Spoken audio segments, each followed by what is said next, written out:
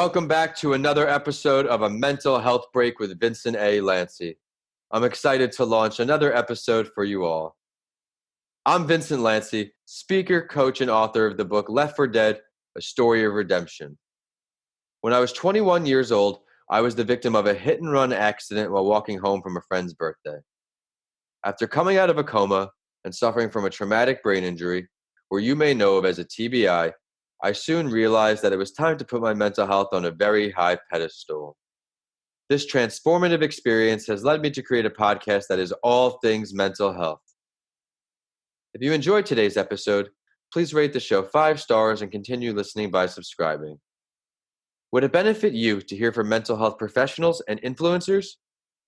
Would it also add value to your life to hear mental health advocates share their authentic stories, speak about their mental health and the issues they face, and how they actively combat them?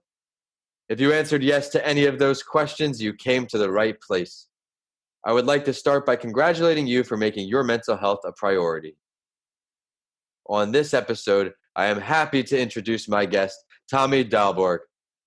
Tommy is another product of networking and was connected from someone you met a few episodes ago in Tracy. Tommy is a family man and a mental health advocate.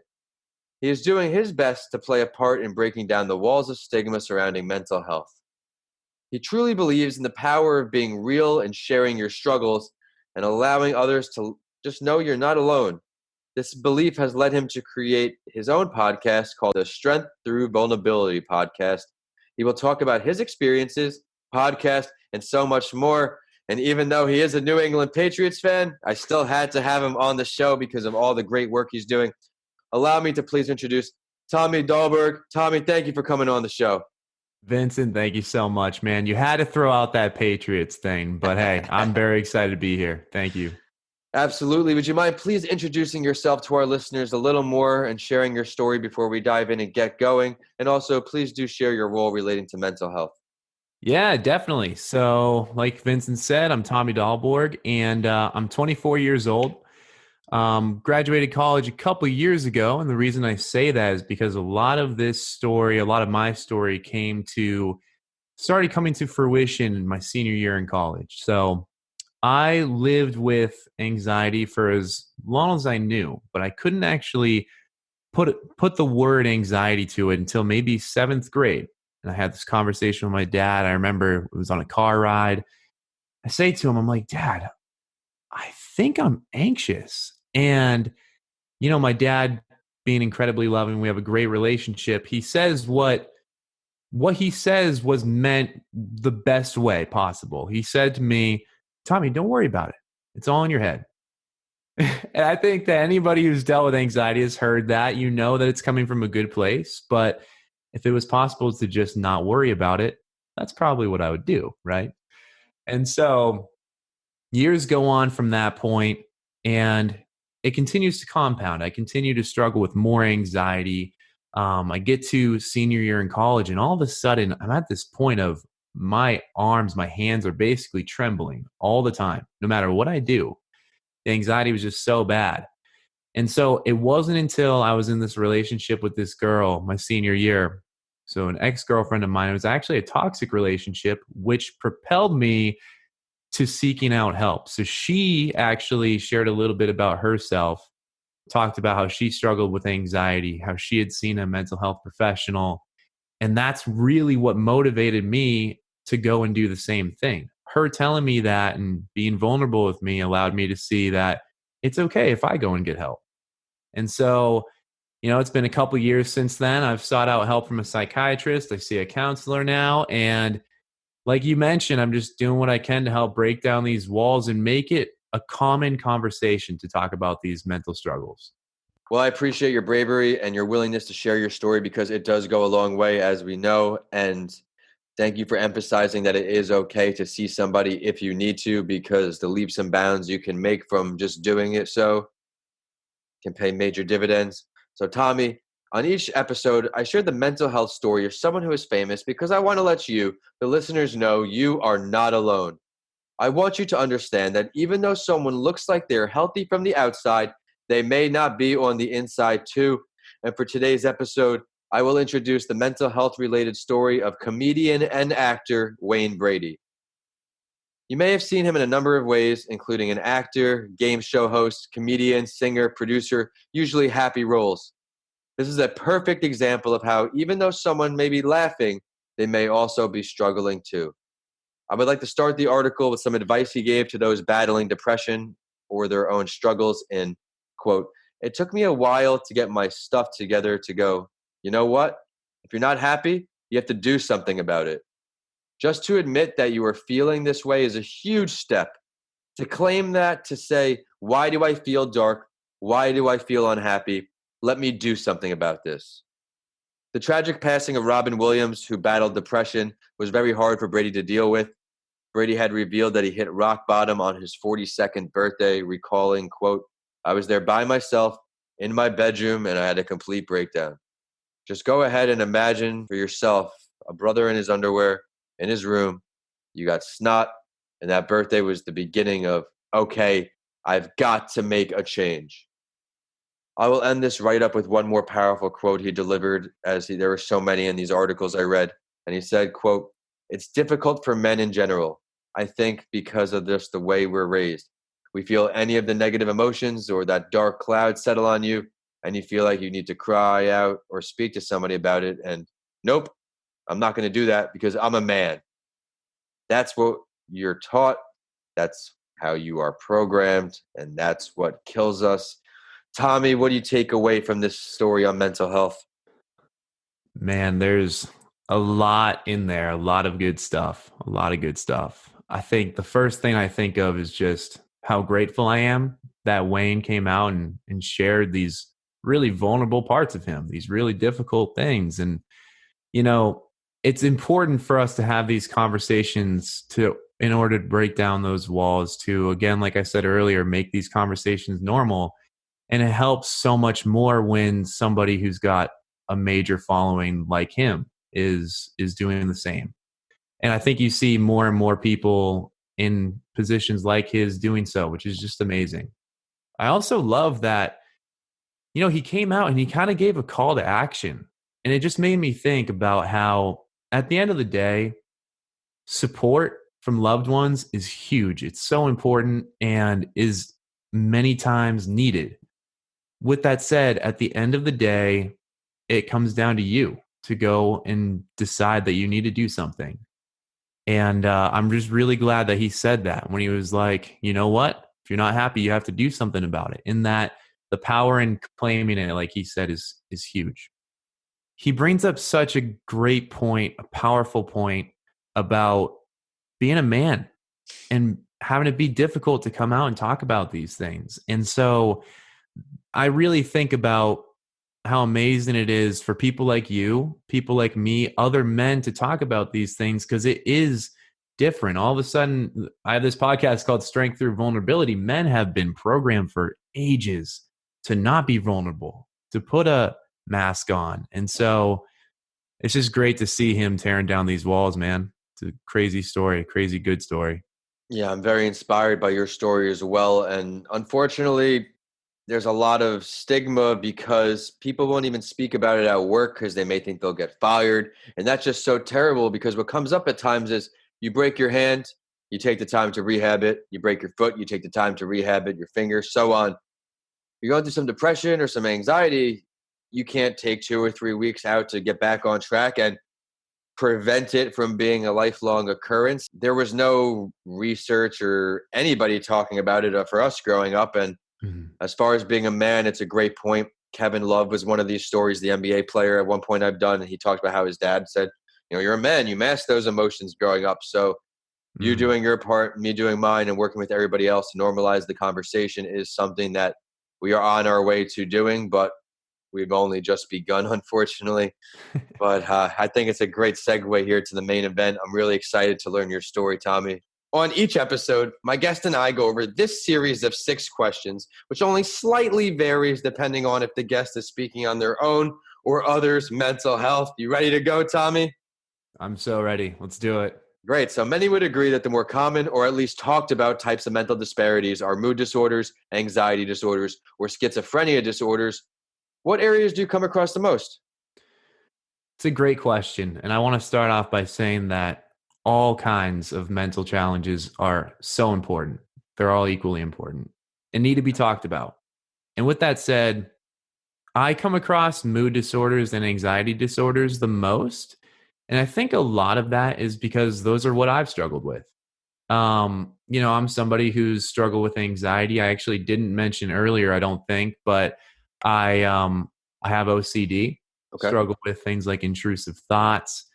Um, and so with myself struggling with those or having those challenges and being very interested in it and wanting to help, I've naturally had conversations with more people who struggle from similar things. Yeah. Um, I would say too that depression is, of course, a big deal. And I've had some incredibly powerful conversations with people about depression. A guy just recorded with me. The episode with him is coming out this coming Saturday. And he shared how, he wanted to kill himself at one point. And it was really cool for him to, it's not really cool that he felt that way, but it's really cool that he mentioned it to me and felt comfortable enough to say that, because unbeknownst to him, in fourth grade, I actually felt the same way. I put a belt around my neck and luckily didn't do anything with it. But for some reason, fourth grade Tommy was in so much pain that he just wanted things to end. And so I do think that I come across those areas the most because they're nearest to me. But again, that it goes without saying that they're all incredibly important, and I'm just glad to be able to learn more and more about each. Yeah. So when this happened in elementary school, was there any mental health discussion at all in your health curriculum or school at all? Did you have any idea what was going on in your head? I had no idea, man, none at all. I really wish I did. I just had a conversation with an amazing guy a couple weeks ago who was also on the podcast, and he's doing work to bring social and emotional learning into the school system Okay. so that kids can learn how to, like, first off, recognize what their brain's doing when they're getting these feelings, and then how to control these feelings or how to properly manage them. And that's something that I'm sure you, being very similar in age as me, and I didn't experience in school at all. So I think it's really important. I think that's really what inspired me to begin my mental health children's series. We're working on a series of 7 different lessons right now, and it's to just let these kids know it's okay to have emotions, it's okay to have feelings, and it's okay to see somebody if you need to. It shouldn't be looked down upon because you can accomplish greatness despite having adversities mental health wise. And again, with more conversations like ours, we will continue to do our best to breaking down those stigmas. But you've had a lot of defining moments throughout your mental health history. You've been talking about it bravely, and a lot of people are going to relate to that. When was that moment that you decided, hey, I'm going to start taking a stance against mental health? I'm going to do this as a career, passion, something more. I'm going to be an advocate. It's a great question. And so I'll start off by saying that I'm not a mental health professional. However, after doing my own work, after seeing the psychiatrist and going and seeing a counselor and learning more and more about me and how challenging things were for me, I knew a lot of people were out there dealing with similar things. And I was in a position of, okay, I didn't go to school to be a social worker or a psychologist, psychiatrist, whatever. So what can I do to help people? And it just so happened to be that I had been thinking about starting a podcast for a little while, but I didn't know what I wanted to talk about. I couldn't pin it down. And then all of a sudden, these things just came together, and I was like, oh my gosh, of course. I talk about this thing that I deal with every day, that I learn more about every day. And it allows me to use my voice to allow people to know that they're not alone. There's other people out there struggling with this stuff too. I love it. So how far along are we with your podcast series? Yeah, man. It's so I started in January 2020. So a good year to start talking about mental health. I think interesting enough, I don't know if I was I was right around there too that this series launched. I want to say December or January. It's great to see you making such a difference on that show. I wanted to make sure we spoke about it on this platform because the more resources that whoever's listening on has, it will pay that much more of a reward for them. So I do appreciate your service creating your podcast show. But what advice can you give to our listeners, Tommy, from what you have experienced as what may be considered a potential early sign that, hey, something may be up, I may be developing a form of mental health disparity? Mm, Another really good question. And, I think there's a lot that goes into this. I think the number one thing I would say is to when we're in our own heads, I think a lot of us naturally are self critics. We naturally we feel things that don't feel good and we criticize ourselves for it. We think there's something wrong with us immediately. And there might be something going on there, of course. That's definitely a possibility. But my encouragement is to go into your brain with self compassion, go in with some curiosity. Try to ask yourself the questions, okay, I have this feeling. And what is this feeling saying about me? Why do I have this? Let's try to get to the root of that. And of course, and in many cases, you do need some professional help in order to do that. And I think one of the best ways to tell if you need professional help, if there's really something else going on, is how is what's going on in your head impacting your day to day life? Are you staying in bed all day? Are you not able to accomplish simple tasks? Is your motivation completely gone? Those kinds of questions I think are really important. And then, of course, being around people who love you and care because they can speak into your life too and help you see those things. Emphasizing a lot of great stuff here, Tommy. Having a support group is essential to maintaining an as optimal of a mental health as you will. Having people to not just tell you what you want to hear, but tell you what you need to hear. People who are there for you when the peaks and valleys alternate. Mm, But I'm excited for this answer for you because I know it's going to be a good one. If you could pick three, and I say only three because I want the three most important things our listeners can do on a daily or short-term basis to improve their mental health, what can you offer? man. So, first off, I think everybody is very different. So, these three things I give out might not be the best thing for you, but they definitely work for me. And I will say that when things are tough, get into the habit of grabbing your journal. I think a lot of us talk about journaling, and there's a lot of talk about journaling daily. And I think that journaling daily can be very powerful. What I have found works best for me is not having the stress or like the extra thing on my to do list of needing to write in my journal every single day, Mhm. but rather knowing that, okay, when things are tough, when my mind's cloudy, or when there's just something really on my heart that needs to be talked about, I always reach for that journal now. And it's so therapeutic to put those words, get them out of your brain and onto some paper. So that would be number one for sure. Number two, and this is something that can be short term and long term, and that's meditate. I've found that, I started trying to meditate back senior year in college when I was really starting to learn a lot about what was going on in my brain. And it was hard. And I think for so many, there's just misconceptions about what meditation is. And for me, what it's kind of become is really just this place where, I close my eyes, I focus on some breathing. And instead of trying to think about nothing, which I think is what many people believe it is, Yeah. it's more so, it's been watching from a third person view the thoughts in my head, almost like they're clouds drifting in and just looking at them, being like, okay, that's what I'm thinking about. Maybe that's causing some anxiety, but I can let it go. And that's that process. And Yeah, for me, I love that. Not to cut you off, but no, that you're was the good. same thing with me where I had unrealistic expectations for meditation. Thought it was gonna be this magical drug type thing where I'm just gonna feel great, and you build on it, you do a minute, a minute, a minute, and now I'm at the Mm, point where, like you're saying, with journaling, rather than doing it every day, for me it works best as that time and place initiative that will mm. transform my day. But those are two outstanding ones. What's your third one, Tommy? Thanks, man. Yeah, I would say my third one is going back to part of the question or the answer I gave for the last question is talking to someone.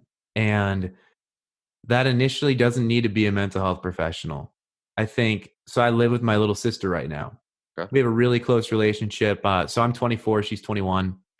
And she's somebody who I know I can trust and who I know loves me. And of course, I love her too. Yeah. And so when things are difficult, sometimes we'll just go on our porch and I'll just share whatever's on my heart, whatever I'm struggling with. And even if she hasn't been in that situation or hasn't dealt with those thoughts, whatever it is, she can empathize with me. She can just be present with me. And so I really preach the importance of talking to somebody, hence the podcast being called Strength Through Vulnerability. You got to share those things. So that would be my number 3. Yeah, I really do enjoy, again, going back to support group. Part of my, which you will read about, you'll have to, of course, get you a copy when the Yes. mental health resources come out. People underestimate the power of talking, Mm, again, because of the thousands of stigmas maybe associated with expressing your feelings, in addition to those thousand being a man, the outlook. mm, But you got to get it off your chest, or you're going to carry it around, and it's going to slowly tear away that mental health. mm-hmm. Absolutely. And I think if I was to add one more thing to that, it's just that reason people don't want to talk about these things is because they're afraid that when they share these difficult things that they'll be judged, they won't be loved or accepted anymore. And I want to empathize with people who feel that, because we all do. That is a legitimate fear. And that's why you want to make sure that you're talking to the right person. You're talking to that person who loves you, who you trust.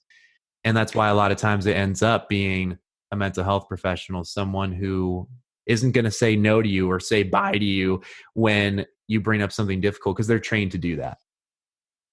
And I think out of those short-term initiatives with repetition, and if they work for you, they can become long-lasting, long-term initiatives, which I'm Mm. excited to learn more about from you right here. What are 2 longer-term commitments that our listeners can make to create a healthier mindset? Absolutely. So I want to reiterate what you just said. Those 3 things I think can be short term and long term for sure. And they're in my plans, my personal plans to be long term. It's great, though, because you offered those, and those are solutions that people who are listening right now, you can click pause, go grab your journal. If something's on your chest, you can click play again and hear the Absolutely. rest. That's amazing, Tommy. Absolutely. Thanks, Vincent. And so I would say these answers aren't super sexy, but they're good. They're important. And the long term one is, if you find after talking to perhaps someone you love, who's a family member that you trust, if you find that you still need some more help, seek out that professional help. That's that's huge. I don't see myself not seeing a professional again.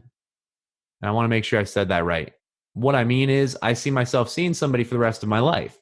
Maybe it'll be by year, or like maybe it'll be twice a year at some point. It doesn't need to be every single week, but that's a long-term solution, a long-term thing that can really help you. And this is probably the one that is overlooked often, but it's get some sleep. Like, we're all so busy, man. And I know that you're an entrepreneur. You've got 2 podcasts. You have 1 podcast about entrepreneurship. I have a bunch of stuff going on my end too. So many reasons to not get sleep. However, I don't know about you, but when I get the sleep my body needs, which is different for everybody, for me, it's usually about the 8 hours. I wake up and I feel motivated to basically tackle anything.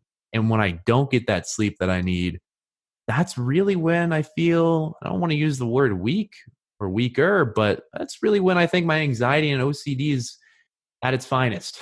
Resting your body and resting your mind are essential. I am a firm advocate on mental health breaks during the day. You can call them regular breaks. You don't have to call them mental health breaks, but breaks each day. And only thing I'm real hard on myself is giving myself that 1 day a week. We obviously have 1,000 things on our to-do list to get done, but Mm. I find that when I take that break, I come back sharper, I come back ready, and I actually am more efficient in my work. We're not superheroes. We have to rest and give yourself a mental health day. You gave a call to action on if you think you need a therapist or a psychiatrist, someone to speak to, do it. I'll follow that with, I challenge you listening on to give yourself that mental health day, that day to do something that you truly enjoy, something that makes you happy, because you deserve it. And you can't let life pass you by. Like we spoke about, you have to be in the present a little bit. And it's a great way to do so. Amen, man. I think Yeah. that's great. Well, Tommy, you're doing a lot right now. We heard a little bit about your podcast. Let's continue to look into the future with our listeners. What are some ways you plan on raising awareness for the importance of mental health in the future? Oh man, that's a fantastic question and it's an exciting one. I think oh man, so I plan on continuing my podcast and continuing to get better every single week, have more people on there sharing their stories, breaking down stigma. That really excites me. I love doing that. One thing that I've been thinking about that can be really powerful, and I've been trying to get into the college that I went to, but I want to speak at schools, colleges, high schools, wherever, to the student body in general, and especially male athletes. Athletes as a whole too, but male athletes where, because I grew up playing sports, and as we've touched on, being a guy, period, it's tough to talk about these things, and being an athlete on top of that can be very tough because you're like everybody's telling you rub some dirt on it, suck it up, all these things that we're trained to be that don't help us from a mental health perspective. So I plan on doing some speaking in the future, and who knows from there, but continuing to work, man, and make connections. I'm looking forward to seeing how you grow this brand. You're doing an excellent job at starting it. You're breaking down the stigmas, and it's admirable how you want to travel around and speak to kids. I'm a firm believer, and that's what I'm narrowing down to is influencing children while they still have the ability to be influenced in the right Mm, direction. You know, there's an abundance of information out there, which is a good and bad thing, but getting these kids the correct information is way more than half the battle. But mm. Tommy, thank you so much for coming on. I know our listeners are going to see all the value in your episode today. I really enjoyed how you started by giving such an honest testimonial, starting when you were in fourth grade, that you were an athlete, walking through relatable situations for our listeners because that is going to hit connecting points for them. I loved your advice for the short-term initiatives because those are things that they can do right now. But it is time for the last word here, Tommy. And I also do this in my other podcast series, What It's Really Like to Be an Entrepreneur as well, because I want the listeners to really get to know the guests I bring on. Is there something that you would like to share with everybody listening on that we did not get to touch on yet today? Mm. I would say that it's not necessarily something we didn't touch on, but I just want to reaffirm that whatever you're dealing with, you're not alone. There's other people out there. Find someone you can trust and talk to them, share these difficult things, and just know the human experience. It's difficult, man. It's difficult and it's complex. So try to show yourself some grace while you're going through it. I love that. Would you mind please sharing your professional social media website, podcast name once again, any ways for our listeners to follow your endeavors, crush your services? Of course, man. Thank you very much for the opportunity to do so. So you can find me on Instagram. I have a personal Instagram. It's at Tommy Dahlborg Jr. I'll have you spell that out in the description of the podcast. So I don't have to do that here. And then I'm actually just getting started on a Facebook page and an Instagram page for the podcast itself. And that is at Strength Thru Vulnerability. And through is spelled THRU. I know a few people have had a hard time finding it because they're spelling it differently. But that's also the name of the podcast, Strength Through Vulnerability. Through is THRU. So go check that out on whatever podcast platform you prefer to use. It means a lot to me, and you guys rock. Thank you. Absolutely. Well, I'll have to remind you to send me that link so I can put it onto the episode description so our listeners can tackle that episode back to back with this one and improve their mental health a whole lot. Yes. But it is social media time for the show, and we are also on whichever platform you like to use. We're at A Mental Health Break on LinkedIn, Instagram, and Facebook, and we're at Podcasts by Lanci, so you get updates from both this show and what it's really like to be an entrepreneur. Of course, my handles are at Vincent A. Lanci on all social media and YouTube, and my website is vincentalanci.com. If you check out my books, DM me. I would love to hear from you. We have Left for Dead, A Story of Redemption, and How to Transform Your Mindset When the Norm is Changed. Both are on Amazon now. If you enjoyed today's episode, please continue listening and rate A Mental Health Break with Vincent A. Lanci 5 stars. I work hard to find value delivering guests for you on each episode. Thank you for listening, and I'll see you all on the next episode of A Mental Health Break with Vincent A. Lanci.